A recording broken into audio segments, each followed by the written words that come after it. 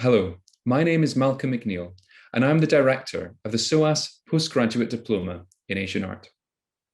I'm thrilled to welcome you to this digital recording showcasing our Japanese and Korean art module, which will be running from April to July 2021. I'll now hand over to my colleague, Dr. Monika Hinkel, to introduce the presentations and the speakers in this event. Hello and welcome. My name is Monika Hinkel and I'm the convener of the Japanese and Korean art module of the Postgraduate Diploma in Asian Art at SOAS University of London. The Japanese and Korean art module is unique in providing an immersive exploration of the arts and cultures of these two fascinating East Asian countries. The course examines the art of Japan and Korea in a broad chronological way from prehistory to contemporary. We will investigate a comprehensive range of topics covering archaeological material, architecture, religious sculpture and painting, as well as secular, visual and decorative art. Moreover, we will explore how transmissions from China impacted both countries and look at commonalities and differences between the arts of Japan and Korea. The design of the module provides the students an in-depth and engaging experience of the arts of Japan and Korea with object-based learning. It is my great pleasure to introduce my colleagues, Dr. Charlotte Horlyck, Senior Lecturer in the History of Korean Art, Dr. Meri Arichi, Senior Lecturer and Advisor to the Diploma Program, and Ms. Kiyoko Mitsuyama-Wdowiak, my co-convener of the Japanese and Korean art module. All three will now give brief talks about important objects related to the module. Thank you very much, and I hand over now to Charlotte. Hello, my name is Charlotte Horlyck and I'm the Senior Lecturer in Korean Art at SOAS. I'm going to talk about Shin Mi-kyung. Shin Mi-kyung is a UK-based Korean artist. Trained in the tradition of European sculpture, she is best known for producing close replicas of original sculptures and ceramics using soap. One of her long-term projects is titled Translation Vases, that signifies her interest in making different cultures communicate with each other. For this project, she makes close copies of antique Chinese and Korean vases, featuring hand-painted warriors and ornate dragons that curl across the glossy surfaces. In her use of soap and in her painstakingly copy of the originals, Shin explores the process of translation and mutation, both literal and figurative, undergone by cultural objects that have been subjected to a change in location. To emphasize the significance of space and locale, she frequently displays the vases on the crates in which they are sent around the world, from exhibition to exhibition. In other cases, she displays objects in unusual and at times provocative contexts, such as bathrooms. By translating a statue of a Buddha into a carved soap, Shin questions the absolute value of experiences in various religious and historical and cultural contexts. In displaying Buddhist sculptures in bathrooms and by inviting people to use them as soap, she challenges our perceptions of value in art by encouraging us to touch and even to rub the objects. She questions preconceived notions of museum objects as being out of bounds for visitors to touch, and she allows us to engage with them in a physical and tangible way. Then, being transformed by the museum visitors, they are returned to the artist and are put on pedestals or shelves as artifacts. Through this, Shin condenses and visualizes the flow of time that artists go through. Shin says, I'm interested in two phases of time, the time when the objects were used as daily objects and the time since then when they were put in museums as relics. Hello, my name is Meri Arichi, and I used to work as a tutor and convener for the Japan and Korea module for many years. And this year, I am giving some lectures on Japanese Buddhist art. Buddhist art in Japan was heavily influenced by the Chinese style in the early period. The transmission of the religion was accompanied by the adoption of many aspects of Chinese culture. The Chinese influence on Japan was particularly prominent in the 8th century when the Great Tang Empire was at its height of prosperity. But after the fall of the Tang dynasty in 907, the interaction with China became less and less, and the idiosyncratic Japanese characteristics in Buddhism emerged. One of the most influential traits in Buddhist teaching from around the 10th century in Japan was the theory of Mappo, meaning the latter days, when it was believed the teaching of Buddha would decline and the whole world will plunge into a long, dark period of decay. The only hope during the time of Mappo was to rely on the compassion of Buddha Amida and to be reborn in the Western paradise. The period Mappo was believed to start in the year corresponding to 1052 in Western calendar. And with the spread of the belief in Amida Buddha, many Amida halls were created all over Japan. The Phoenix Hall here is one of those Amida halls, and it is today the oldest surviving Amida hall. It was dedicated in 1052, the very year the Mappo was thought to start. The design of the hall is conceived as the Amida's palace in the Western paradise, with wings projecting out on the both sides of the main hall. The whole architecture is in an intimate scale, and there is only enough room inside for the main icon, the beautiful image of the Amida Buddha. This image of Buddha Amida was created by a Buddhist sculptor called Jojo, who formulated the ideal proportion of Buddhist sculpture in Wayo or Japanese style. It is made of Japanese cypress wood with the technique of multiple block construction, yosegizukuri in Japanese. The technique developed gradually, and Jojo was not the inventor, but he's credited to have perfected the technique. Instead of one block of wood, sculpture was created from separate parts and assembled later. This made it possible to make a hollow sculpture which was lightweight. The multiple block construction had many other advantages over the single block sculpture, such as preventing the wood from splitting or cracking, and there was no restriction of size of the sculpture. And as I mentioned, it's lightweight, and distribution of labor enabled them to make a large sculpture in short time in the studio system, and it was easy to repair.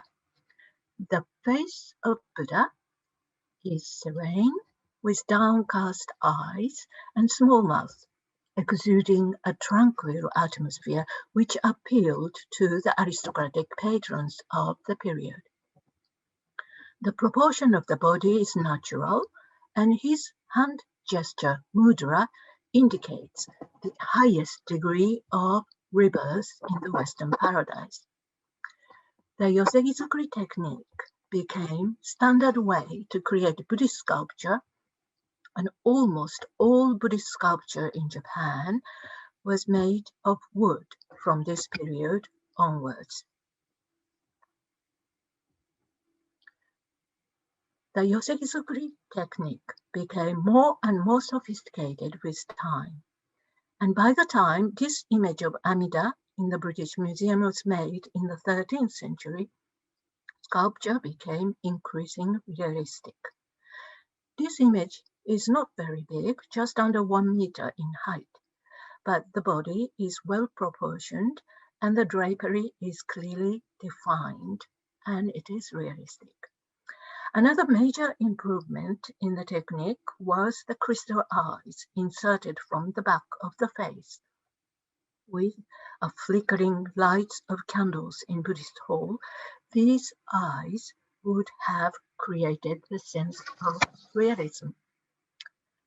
In the 13th century, also was the time when the cult of Buddha Amida became even more widespread to all strata of society in Japan, due to the establishment of new sects by charismatic teachers.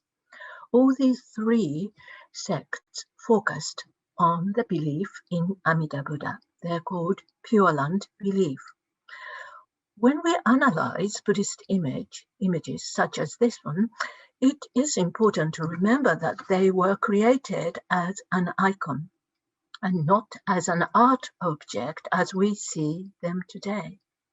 Apart from the examination of materiality, I believe it is important, it is essential to consider the historical and doctrinal context with the function of the image.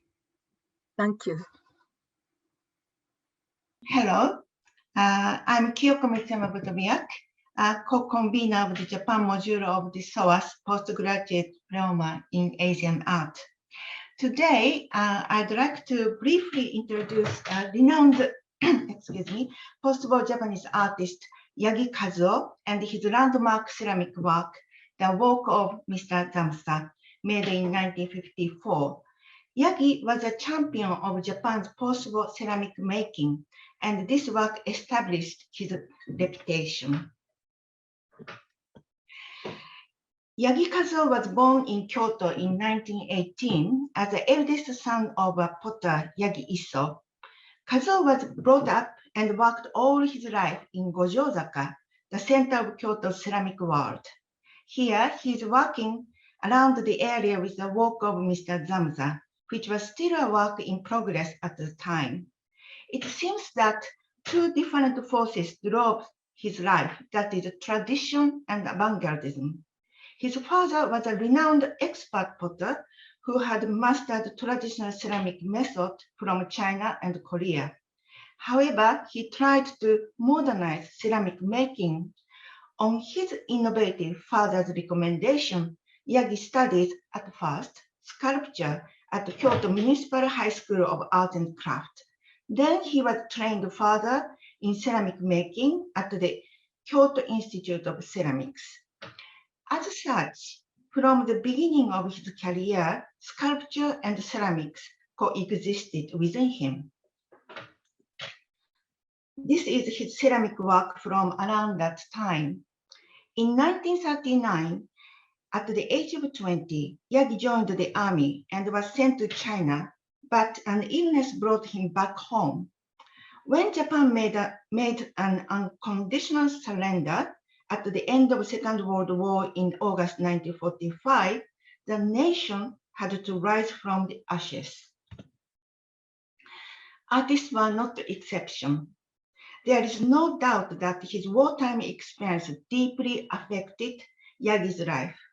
Japanese art from the 20-year period following the war was introduced to the UK for the first time in 1985 by the reconstruction exhibitions held at the Museum of Modern Art, Oxford. The exhibition successfully delivered to the British audience the despair, fear, and confusion that were disseminating among Japanese people all the time. For example, such a negative psyche can be seen in Fukuzawa Ichiro's painting Lost War, made in 1948. At the same time, however, various types of avant-garde art also emerged under the utterly new political and social and cultural circumstances. After the war, Yagi threw himself into avant-garde activities by founding SOAS-Asia with young fellow ceramists in Kyoto. The word Sode came from a Song Dynasty term for a glazed pattern resembling an earthworm crawling through mud. This naming can be understood as a deep respect for the ceramic tradition rooted in China. However, their creative practices were unprecedented. In 1954, Yagi presented the work of Mr. Zamsa at his solo show at the Commercial Gallery in Tokyo. The most noticeable thing about this work is its functionality has been removed. Functionality is a core of craft, going beyond mere practicality. At the Japanese term, yonobi, the beauty of utility suggests functionality serves an object of beauty. Yagi stripped functionality from this ceramic work, and instead, he added a literary association by giving it the title, The Work of Mr. Zamsa. The title might remind you immediately of the novel written by Franz Kafka, The Metamorphosis, published in 1915 in Germany. Mr. Zamsa is the protagonist who woke up one morning to find himself transformed into a giant insect. The novel has been regarded as one of the most important stories that expressed the absurdity of life.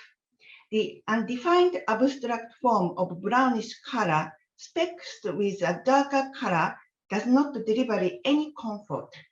It might have provoked association with a ruined nation among viewers of the time.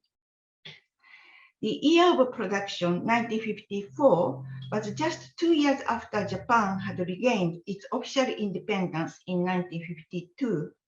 It has been pointed out that Yagi, a well-known Buddhist person, had this title in mind beforehand. This means he intended to express something, and this is a very different attitude to that of traditional craftsmen who tend to leave the outcome of creations in the hands of the natural forces of fire and earth. The work of Mr. Zamsa appeared as an object or sculpture created with a literary theme. However, for this unprecedented work, Yagi still used a potter's wheel, the essential tool for ceramic making. First, Yagi made a circular form using the potter's wheel, and then he closed the mouth and added several insect legs around the main body, which was made to stand, being rotated 90 degrees vertically. This work has been considered a landmark in the history of Japanese ceramics, and the new term obujeyaki, killing-fired object, was created to designate this new genre. Yagi continues to use clay and fire, but his numerous works testify to his will to create something beyond the traditional forms and methods of ceramic making. In fact, he was selected for the first major exhibition of post-war Japanese art, the New Japanese Painting and Sculpture, organized and held in the Museum of Modern Art in New York in 1966. In this modernist exhibition, he was categorized as a sculptor. However, it is thought that perhaps he tried to go beyond the Western definition of sculpture and that of fine art, in which craft is subordinated to painting and sculpture. This was not the case in pre-modern Japanese art. As such, Yagi's work has kept us thinking about what craft is, what is sculpture, and what is contemporary application of tradition. If you would like to view his work, It is often on display at the V&A as a part of the collection at Toshiba Gallery. Thank you.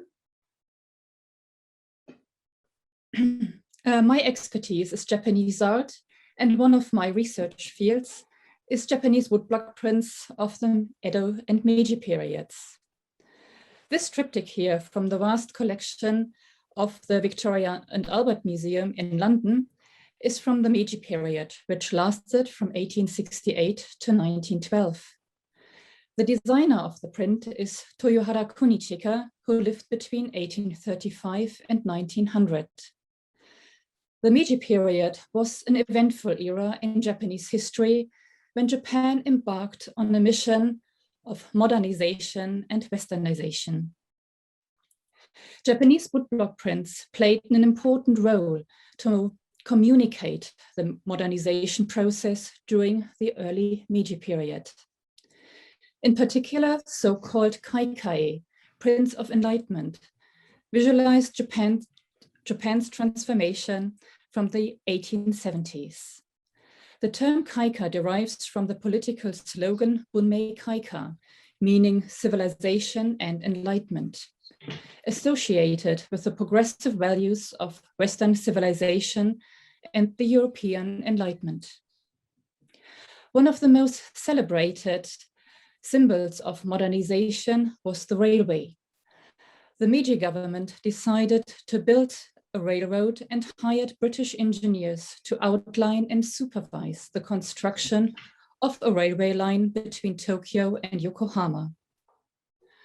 On the 14th of October, 1872, the railway was inaugurated with great ceremony by the Japanese emperor, who took the first official ride from Tokyo Shimbashi Station. Interest in the railway was so extensive that tens of thousands of spectators attended the opening. Print designers produced large quantities of train prints, many of them created slightly ahead of the inauguration as advertisements, like Kunichika's triptych that actually extends to a pentaptych. The inauguration event is commemorated here in the background. We see Shimbashi Shiodome Station on the left, as well as an arriving train. The new railroad reduced traveling time between the two cities significantly. On foot, it usually took between 10 to 12 hours, a horse ride around 4 hours, but the train ride only took 53 minutes. The foreground is dominated by the standing figures of 3 kabuki actors, clad in richly decorated kimono. As steam trains were a new addition to the Tokyo cityscape, print designers often combined these unusual sights with familiar traditional topics like Kunichika did here, positioning famous kabuki actors of the time in the foreground who had starred in a performance together at a theater in Tokyo earlier in the same year. An added appeal for the print-buying public were the blooming cherry trees surrounding the actors, bringing the notion of seasonality, a popular and recurring feature in Japanese art. I do hope you enjoyed our object talks. Do join us on our journey of the arts and cultures of Japan and Korea, and I very much look forward to welcoming you at the end of April. Thank you very much. Thank you so much to all of our speakers in this digital showcase of our Japanese and Korean art module on the SOAS Postgraduate Diploma in Asian Art.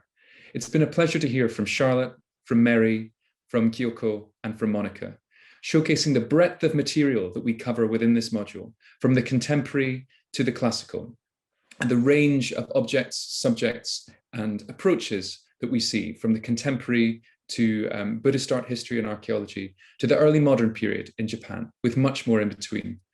If you have any further questions or queries about this course or any other courses run by the SOAS Postgraduate Diploma in Asian Art, please don't hesitate to contact us on asianart@soas.ac.uk or reach out to me directly at mm133@soas.ac.uk. We look forward to hearing from you soon and to welcoming you to one of our classrooms in the near future. Thank you very much.